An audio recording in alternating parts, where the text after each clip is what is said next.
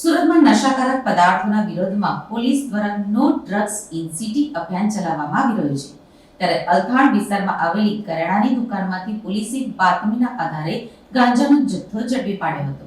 અલથાણ કરિયાણાની દુકાનમાંથી 7.62 કિલો ગાંજાનો જથ્થો ઝડપી પાડીને પોલીસે 2 ઇસમોની ધરપકડ કરી છે. અલથાણ પોલીસના સૂત્રો પાસેથી મળતી વિગતો અનુસાર કરિયાણાની દુકાનમાં ગાંજાનું વેચાણ કરતા 2 ઇસમોની ધરપકડ કરાઈ છે.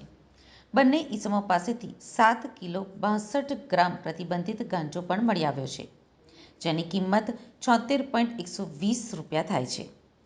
આરોપી પૂનમભાઈ ગણપતભાઈ બહેરા અને બાબરભાઈ છુટુભાઈ રાઠોડ વિરુદ્ધ અલથાણ પોલીસે એનડીપીસી એક્ટ મુજબનો ગુનો નોંધી આગળની તપાસ હાથ ધરી છે. સુરતમાં મોટાભાગે ઓડિશાથી ગાંજો આવતો હોય છે, ત્યારે છાશવારે તેને ટ્રેનમાંથી જ ઝડપી લેવામાં પોલીસને સફળતા મળતી હોય છે. ત્યારે આ નશાકારક પદાર્થ હવે લોકોના જીવન જરૂરી કહી શકાય તેવા કરિયાણા સ્ટોર ઉપર પણ પહોંચી ગયો હોય અને ત્યાંથી વેચાણ થતું હોવાનું સામે આવ્યું છે.